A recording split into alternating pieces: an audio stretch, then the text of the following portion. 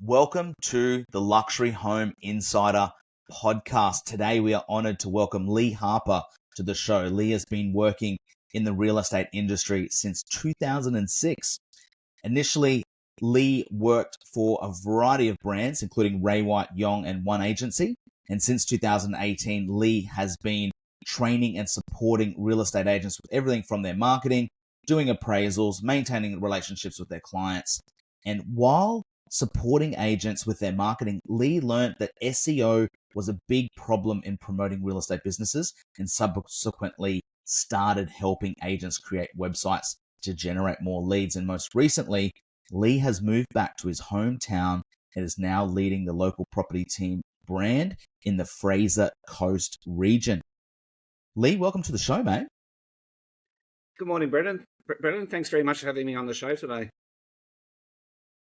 No, you're welcome, mate. You're welcome. And I guess one of the reasons why I was really curious to get you onto the show is obviously you've started out in the big city, been there for a long time, doing training, consulting, and all those sorts of things. Now you're back on the tools, but moved back to your country town, to a rural area where you grew up. Why did you make the move, mate?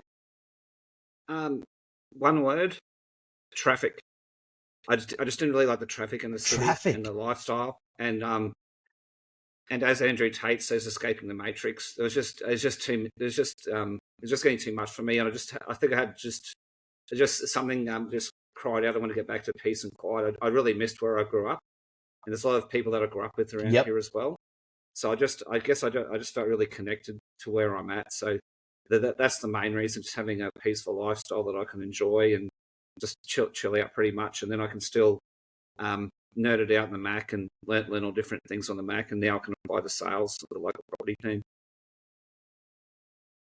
Awesome. And I think, interestingly, I think thousands and thousands, maybe tens or even hundreds of thousands of people over the last few years since COVID have decided to reconnect back to their roots. And I think that's been a big driver in the property markets in these rural areas. So interestingly, while that migration back to these areas has happened, even as an agent, you've been drawn to make that same change by the sounds of it. Absolutely, Brennan. Yes. And especially with technology, you could be anywhere, like on top of Ayers Rock, and you can still go and you can still learn, and you can still communicate with people. So relationships haven't been affected at all. If anything, I've got strong relationships with the friends that I had in Brisbane and the friends that I have up here. So technology utilised in the right way, you can actually have good relationships for business and friendships, etc. So it's just combining all those things. When you live out in the country, you can have a peaceful life, and you can still have all the. It's just a different world from the 1980s, when we had 2 channels out here in the newspaper. So it's just a completely different world now. You can be pretty savvy and established, and still live wherever you want in Australia. But I just particularly love the country. I think it's pretty good for the soul, I guess, and I still like to get back to Brisbane occasionally to see the family, watch a game of rugby league at Lang Park, etc. So I still enjoy going back to Brisbane. I don't like the traffic, but no, the cities still have a lot of good things, but I guess I just prefer it more in the country. As I'm getting older, it's all the peace and meditative. I bet. Sounds wonderful, mate. And how does the market differ from the capital city of Queensland, Brisbane region, compared to a rural area like Fraser Coast? How does the market differ? I think in Brisbane and West Brisbane, it's probably a lot more faster paced, but the pace is still a fairly quick pace in the Fraser Coast area, but it just seems to be a bit more. Everything flows a bit more faster, I guess, in the Brisbane area. I guess probably a lot more people, so there's a lot more turnover as well. So that's probably the only difference. And I guess I do see some differences in the marketing, I guess, from Brisbane, from where I was trained in and what I trained agents to do, as opposed to up here. I just noticed a few differences, and I thought initially I was just going to stick with the marketing, but then I thought, well, the only way to really implement my marketing strategy is actually get back into sales again, and that's when I made the phone call to you late last year. Yeah, right. And what about the property style? So since we've been working together, I've noticed, rural area, there's more acreage homes. They're different. I suppose the blocks are bigger and they're sort of more further apart. And how have you noticed that in terms of the change in the product knowledge, like because of the different styles of properties? No, you're right. There's a lot of rural terminology that I've had to learn as well, and there's some that I knew when I was younger. But it's just a whole lot of different. Rural is it's like anything. You adapt to your environment, and it's just you have to learn what all the rural legalities are when you're selling the rural properties. So that's probably the one difference. In the cities, I guess you're selling units, houses on 400, 600 square meter blocks. So that's pretty much your bread and butter.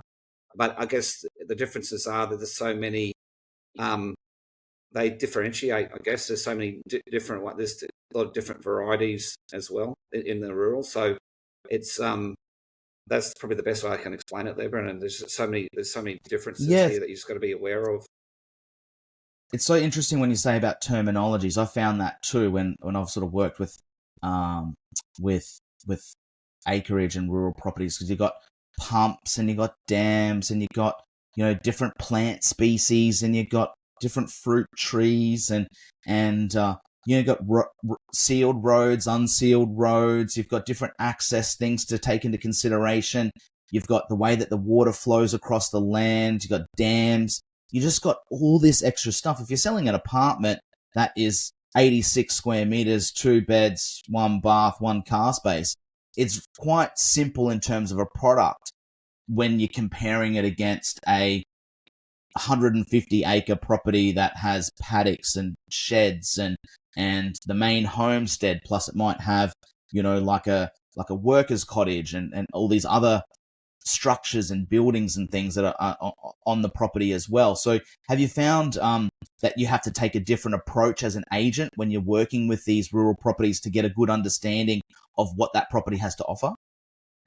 It's normally just a discussion with the landowner, and they'll normally tell you themselves what the positives are, what the negatives are of the land. And I guess all the locals they know each other's land like back to front, because you can speak to somebody and they can say, yeah, this land is it's such and such a way, or there's it's cleared or it's not cleared. So there's all these subtle differences, even in the soil. We've got different areas up here where there's good growing soil and somewhere it's not good growing soil. So they've got beef cattle on those ones. True. So there's just all the and if the land's undulated as well. So there's just so many differences. And then when you go to market it and sell it, you just got to point out those subtle differences in your marketing and appeal to people that would be after that one. We've got definitely got a lot of beef farmers in the area. Got people that got just up the road from me. And they've got they're selling mangoes. They sell a whole lot of fruit up there. Their land's all cleared. So it's a lot different to like beef cattle country. So that's your differences there. You just got to work on the positives and negatives of each one. But it's all, I think it all intertwines fairly well up here in the country area. Yeah, great.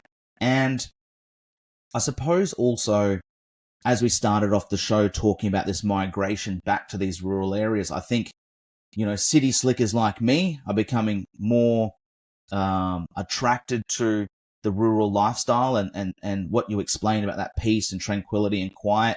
And so I'd imagine there's some kind of element as an agent to educate us city slickers on, the differences between one property. Because you might see, and I've noticed this, where one property's 100 acres, another one's 100 acres, but a completely vastly different price. And as you mentioned, some of those factors are, one of them's kind of, swampy and heaps of trees, the other one's cleared with beautiful paddocks and sheds. So the price point's completely different. So how do you communicate that to us city slickers so we really understand the value of a property?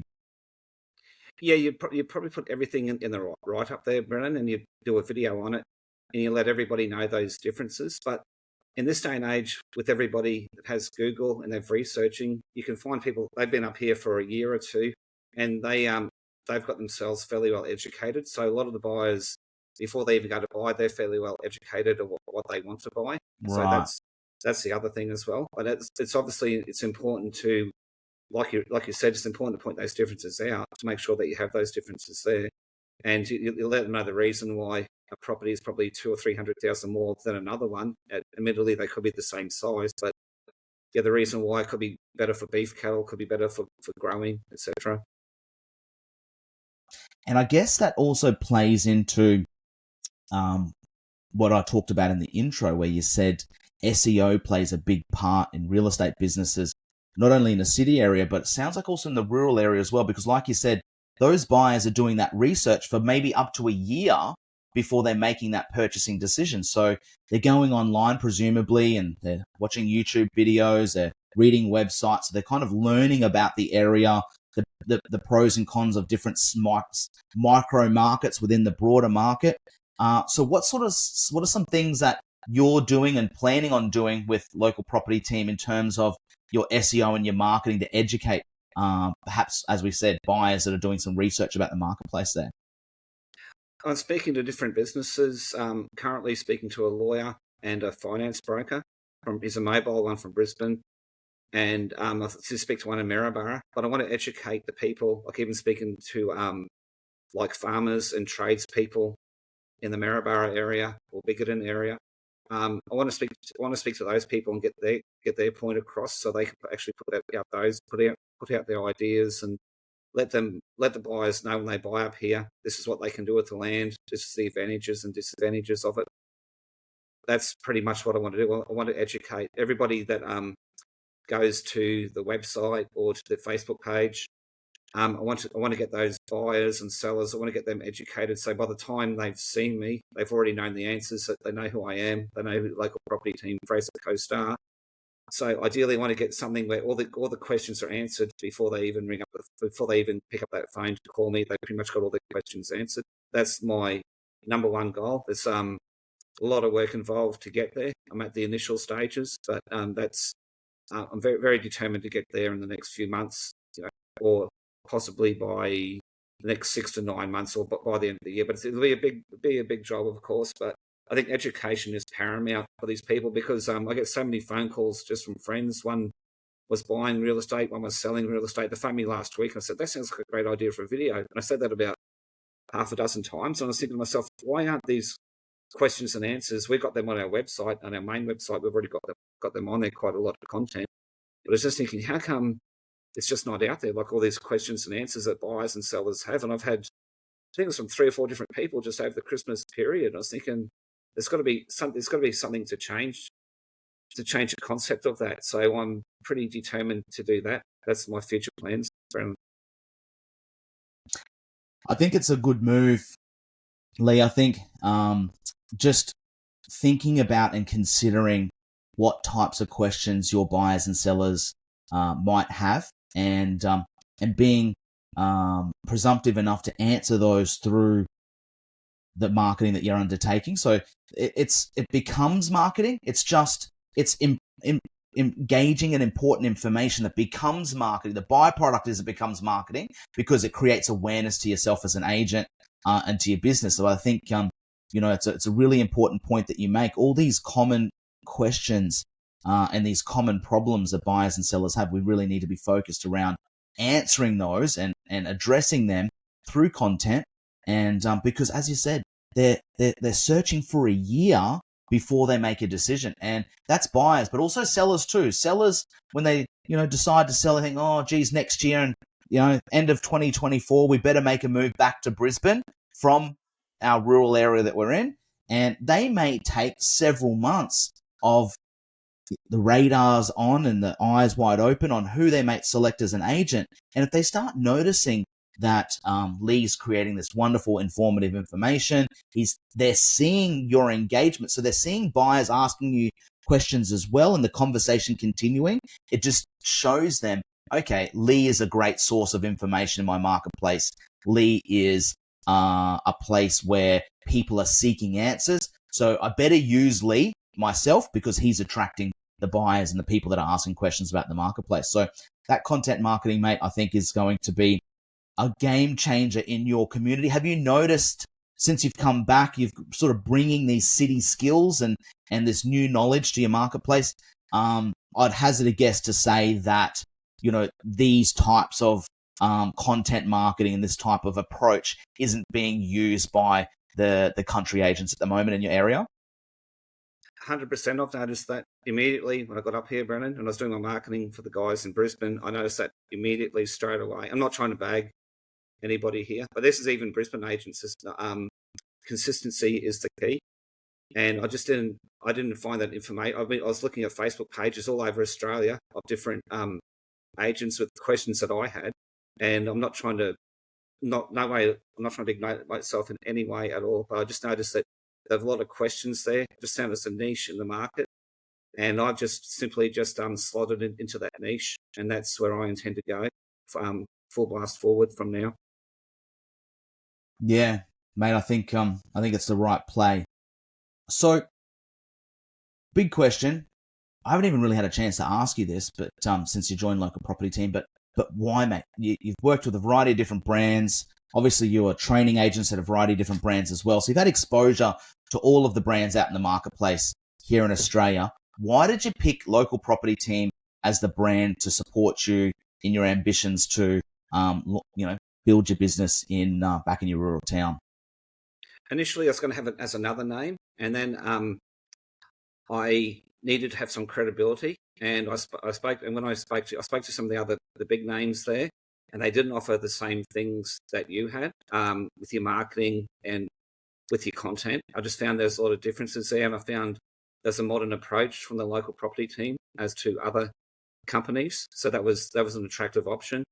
And from the discussions that we had, I think we're on the same page. Just how we communicated, I just felt it was the right decision to make, as opposed to other ones. But I did want to, you're right, I did want to initially have it as my own name, my own town's name, realestate.com.au. But I thought I had to get something with credibility. So I thought local property team, it just had a good name to it with the credibility stakes. I thought, well, all I need is to get half a dozen sales or so, and then I can be up there. So that's probably the reason why. I could just see a lot of future with the local property team, franchise. I could just see see it as a bit of a game changer, the name. I could just see it's a big, with that name itself within Queensland, even perhaps in Australia, if it goes that far, I can see it changing, just making a big dent in the property market, real estate market. It's interesting you say that, mate, and I've wondered that myself, and even as a organization, we've bounced around the ideas of, do we have this approach where we support agents in their marketplace under their own brands, and we're just a powered by, so the powered by type model.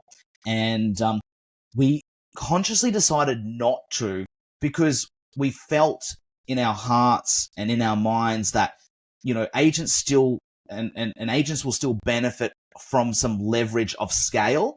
And, we still want to be able to personalize the brand. So Lee, in his particular marketplace, can personalize the brand to suit his demographic, his audience, but then also have that sort of leverage of a bit of scale behind it as well. To, as you mentioned, use the word credibility as the word that we hoped that agents like yourself would feel. And very much, it's interesting to get your feedback, mate, and that you felt that was a factor, and because most certainly that's what we were aiming for. What has the experience been like since you joined us? You've been with us a couple of months now, and you're starting to find your feet and getting connected with our team. And obviously we're all the way down here. Our head office is on the Gold Coast. You're at the Fraser Coast region, probably, what is it, 400 kilometers, 500 kilometers away? 350 or so, yes. 350 kilometers away, yep. Approximately. So there's a bit of distance there. How have you found connecting with head office to be able to get the resources that you need and the support you need?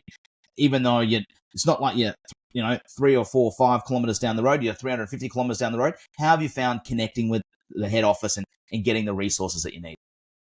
It's very easy, just a matter of sending an email, making a phone call, and I've been answered promptly, and it's been very helpful all the way. So there's been no dramas at all.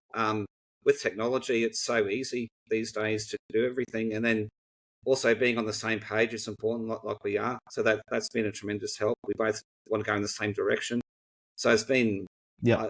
It's no different if you're next door in the office, and if you're next door to me in the office at the head office, and I was sending you an email from my desk. It's no different being 350 kilometers away. I've got all the technology here. I've got the printer. I've got the Mac. I've got all the cameras. I've got everything ready to go. So I've had no dramas at all. It's just perfect. Just a good setup. So you showed me just before we jumped on the call onto the podcast. You just received some marketing collateral that you have on your desk there that you like. Right. So what's it been like? Obviously, you had the option to start your own business, and you could have started from scratch. But having all this kind of marketing material already templated, drafted, it's pre-prepared, it's organized. It just arrives, and you get a knock at the door, and the courier's there delivering all your marketing. How have you found that in terms of convenience and speeding up the setup of your business? Oh, it's been brilliant. And also, it comes back to credibility. Once people see that name, if you're just starting off with the name, it'd be difficult to get your name out there because you would have had no sales. And with the local property team, they've already had many, many sales, and you've already got that. Your credibility is established. Number one, convenience, getting all your marketing to you is just really appreciative of getting that. So just having that confidence, knowing that you can get that marketing material within a few days from Brisbane area, it's just a feeling of confidence, and also the credibility as well of the brand. And have you found, this is what we'd hoped, but have you found that because all of that back end office support's done, the marketing's done, the templates are there, everything's pre-prepared, built, that really all you need to focus on is dollar productive activities? Have you found that? Is that something that, or do you feel like that you still have to build stuff, start from scratch? How's your feelings been there? No, you can fairly well focus on prospecting immediately. Immediately, there's a stage where you're getting yourself set up, getting your open home signs and everything. That's part of anything. Doesn't matter which franchise you're at. You're doing that anyway. So there's just an initial setup things that you have to do. But once you're ready to go, then it's just a matter of you can just start prospecting, and then once you get your listings, obviously building your relationships up with your vendors and your buyers and clients. So you're already once you have everything there, you don't have to. You're not preparing a flyer, for instance. You're not preparing this. You're not preparing that. Everything's just ready to go. So it gives you plenty of time to prospect. So in that regard, it's a perfect setup. No, it's awesome, mate. It's awesome. And I noticed with your socials is as you explained, you've got this wonderful kind of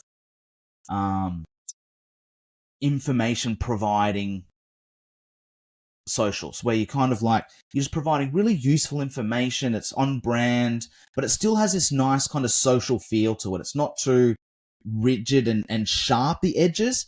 On the weekends you do have a great weekend post, and you kind of like, hey, you might be thinking about this. Like the tone is really nice. I think that's important to consider as well. I think sometimes brands want to do that content marketing, that sort of information-based marketing and information-based awareness creating content, but it's very sharp on the edges. You seem to have this sort of lovely, sort of soft tone to it. Is that something that was intentional for you, or is what's your thoughts there? How did you approach that? I think I naturally talk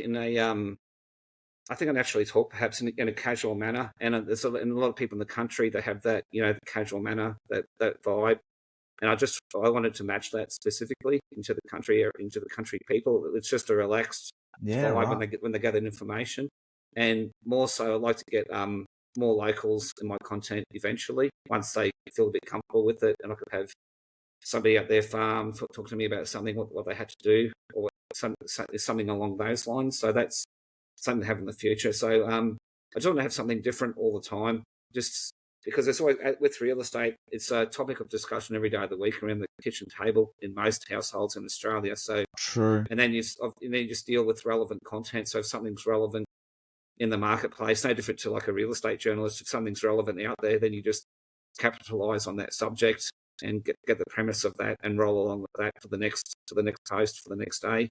And in the interim, if anything's happening locally, if you've got just listers, just solds, or had a record sale, you let inform people of all the good news and everything as well that's been happening in the market. So it's just a mix of all subjects that attract the buyers and sellers, and attracts the locals in particular. So I like to concentrate on local events in the future as well. So I like to they think the thing I found is I like to make the community a lot stronger than what it is at the moment.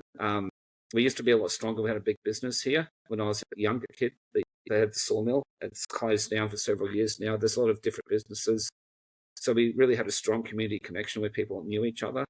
So I like to create something through my page and get other businesses to come on board so we can all work together to create a strong sense of community within this area. So that's one of my goals as well, to make the community to what it was. It's a good community now, to make it a better and stronger and more just a better and stronger community for everybody. So obviously when you're starting a new business, you have doubts, anxieties, there's a voice in the back of your head. Are you making the right choice? What are when's the next dollar coming from? There's all these things rattling around in your mind when you're starting a new business, and we're trying our very best to support you to build your business, but it's really up to you to bring a good mindset. How do you approach that? How do you approach having the right mindset in your business?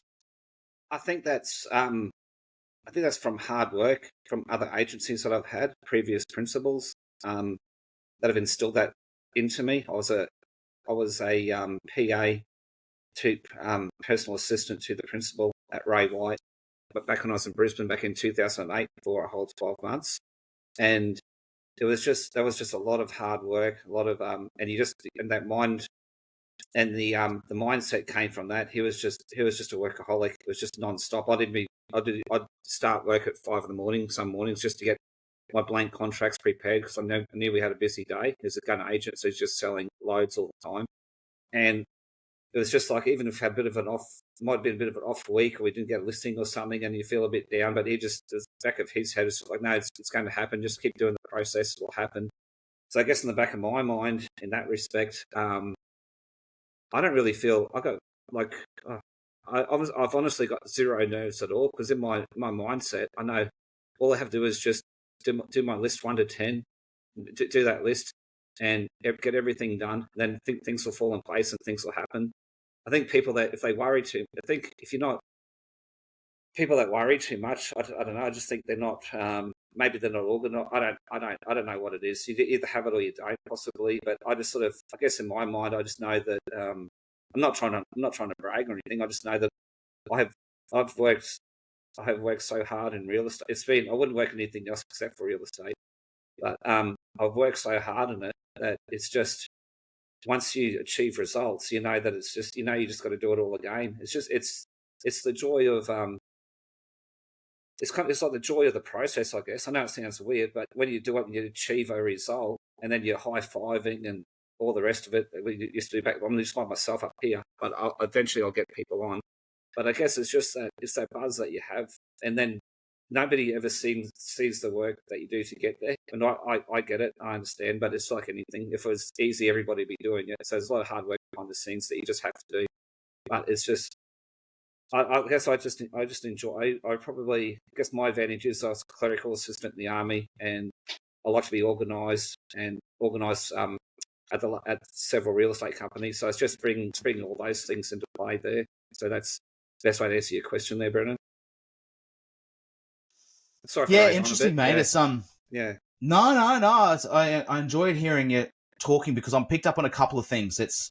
One's being very organised and understanding the process and the steps. So rather than getting caught up on, the doubting voices, you're just focusing on the 1 through to 10, you called it, steps to take. And you're very confident in knowing that they're the steps you need to do. As long as you're ticking off each of those steps, you know that the outcome will be achieved. The other thing that I picked up from that was, you've learnt from observing other leaders and the businesses you worked in and so forth, that, if you try and mirror their approach, mirror their mindset to problems and issues and challenges, that it sort of gives you that confidence that, okay, if I just, work hard, be focused and present, and I work on those individual activities that I've pre-prepared that list and been organized, then I'm going to achieve what I want to achieve. And that brings you, by the sounds of it, this kind of peace, this kind of confidence, and as you said, you don't want to brag or whatever, but I think it's just that confidence of knowing what it is that you need to achieve. So it's made it I think it's really, really interesting. And what about your time management? How do you go about managing your time? Before we started the call today, you said you had to duck out and do some whippersnipping around the property, and so we all have this work-life balance that we need to maintain. We need to kind of keep the household in order, keep the business in order. How do you approach that time management? Do you have a very sort of structure to that? Do you have some non-negotiables? How do you approach your time management? I'm big on presentation and the image, because that's probably why I whippersnipped the yard early this morning. And the time management, admin-wise, if you don't have your blank contracts done, or if you haven't spoken to somebody, done an appraisal, if you don't have a listing agreement already done, and it's going to go well, or write up for that one, or just a rough video, so you can actually email it to the potential vendor. If you don't have all that done, then perhaps you shouldn't be doing real estate. So it's just a matter of whatever it is. If you're speaking to somebody, you get every little thing organised. Every question that they're going to ask you, you make sure you have that written on a piece of paper so you can answer them without hesitation. So it's a matter of so he who hesitates loses. So it's a matter of just being organised to such an extent that you leave no stone unturned, I guess. Like similar like a Wayne Bennett or Craig Bellamy were doing coaching in rugby league. That's what I try to apply in real estate. I just leave no stone unturned. And not saying I'm perfect. You can't win them all, of course. But if you lose one, get them to the next one. But the time management, I just stay as organised as possible, because that way, if that phone rings, if I'm not organised now, if that phone rings and somebody else come out to an appraisal this afternoon, I'm thinking to myself, hang on, I've got to do something else. Then if I get up at early this morning and if I do it all, get it all done, or if I stay at night just getting it done for the next day, I'd rather have I guess it comes back to being a clerical assistant in the army. I had a corporal there, Roger Lamb, and he was, and if anything was out of place, he was a top fella, but he had a lot of passion, and he could get a bit cranky sometimes. And I learned from him as well. Like to have, man, he was great. He was the best. He just had everything in place, and I brought that into real estate the whole time. And I've worked with other agents, and they've had a buyer, and they've had to go and print out a contract. And I think, what the hell? What the jeez? So I've had it. I used to print mine out. I'd email them to all the reps. So if they had a buyer, it was all ready to go. So you just get yourself organised, because you never know when that phone's going to ring for your next appraisal or a buyer that wants to look at a property. So it's just, I'm not sure. Time management is keeping yourself organised. With all your office paperwork, that's a must. It's just a no-brainer. I've noticed that with you, mate. I've noticed that even when you were doing your listing presentation, you started preparing the contract of sale. I felt, geez, you're jumping one step, but it's just part of that being organized approach. You're not necessarily just you're thinking ahead of what you're going to need in the future, and you're getting it done now. And I think that's a big lesson for people. I think sometimes people are like, I'll get to it when I need it. I'll just leave that down the road and I'll just kind of focus here. But what you're saying is that time management, when that time comes, you've done that work in advance. So that's kind of, you use that military and sports analogies to kind of share, your view on that. I think that's really, really interesting. So, mate, fantastic advice. And sorry for interrupting, Brennan.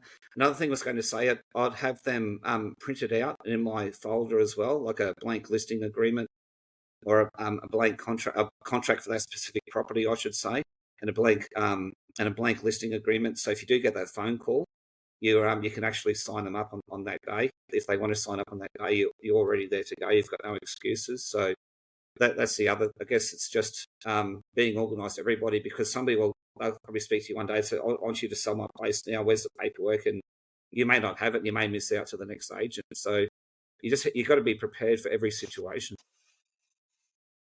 No, great advice, mate. Great advice. So this is the part of our interviews where it's like a 60-second quiz to get to know you.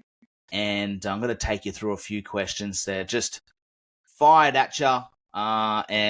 So if you want to pass, you can't really think of an answer, just pass, mate. But we're just going to ask you about your favorite stuff, just to find out what makes Lee tick. So let's get started, mate. What's your favorite movie?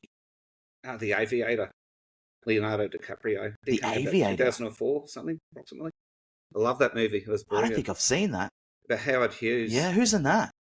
Ah, Leonardo DiCaprio, was it the lady that plays Catherine Hepburn, the Australian Kate Blanchett, about Howard Hughes, and I found him pretty inspirational as well. Howard Hughes in that movie is a bit of a recluse and very eccentric, and I guess in some ways I could kind of relate, except I don't have the planes. But he just seemed like a pretty cool cat, Howard Hughes. But he had his little weird idiosyncrasies, but it was just I thought it was just a really brilliant movie, really well done. I think Martin Scorsese may have directed that one. I'm not too sure. I just loved it. Yeah, just really stuck in my thanks for the mind, tip, mate. I'm gonna check that out. Yeah, it's Yeah. fantastic. Favorite food? Rib on the bone, steak at the Breakfast Creek Hotel in Brisbane. That would be my favourite, number one. There you go. Good Yeah. tip. Favorite holiday destination? Vegas. There a couple of years ago to Area 51, saw Jeff Horn in the fighting, or like Mooloolaba or Broad Beach or Harvey Bay as well. So any of the beach towns, cities, whatever they're called now. But I like just have a mix, I guess, a few different ones. Awesome. Typical day. What does a typical day look like for you? I'm a pretty early riser, I guess, between about 6 o'clock-ish, and then I don't do it every day, but I try to get a bicycle ride in for half an hour or so, or an hour sometimes. And if I'm not doing that, if I've got to do some yard work, I've got an acre and a half to look after. So I'll try and do some yard work or do that. Then Sundays I might have a rest day, and then I normally just have like about a litre of water called Japanese water therapy. I'll sit out in the sunroom, just chill out about half an hour, just take everything in for the day, just sort of give a bit of appreciation and gratitude for another day on this earth, so, and just think about what's happening in the world, with the family, with the work and everything, and get myself ready to rock and roll for the day after that. Amazing. If you could have dinner with an inspirational person, dead or alive, who would it be? Kerry Packer Jr., that passed away in 2005. Yeah. He was brilliant. Yeah, because Yeah, mate. I would have loved to work for him, be under him, because he would have been, if you did a good job, he would let you know, I guess. But if you didn't, he would let you know at the same time. So that would have been one of the best trainers in the world. I'd imagine that too. Under.